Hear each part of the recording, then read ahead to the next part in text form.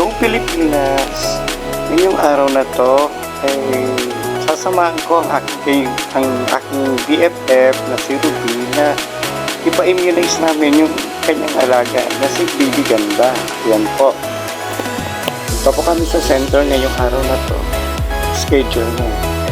Walang kasama si BFF kaya ako na lang ang nag-volunteer na sumama.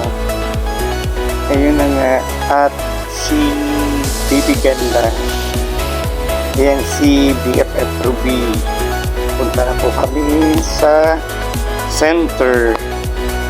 Ayan. Lakad lang kami kasi medyo malapit lang yung center dito sa Barangay Arumbay. Habang kalakad, selfie-selfie kami ni Baby Ganda. Ganda ng torban niya. Saka bibo tong bata. Ayan, pagpasok namin sa center, ayan, kailangan timbangin at sukatin ang kanyang height. First time kong makapasok dito sa center. First time kong makakita ng bata na sinusukatan. Pinapahiga pala siya. Ganyan pala ang pagsukat sa bata. Ayan, inaalalayan siya ng mga PHW. Mga nasa barangay hall. Ayun, alin si Cap. Mamaya magsiselfie kami. Ayun, ayan nga, tuturukan siya ng immunization sa bakuna sa kanyang legs. Kakawa yung bata. Yung mga BHW, si Ate Jing, at so, yung mga kasama niya sa barangay. Yun nga, abang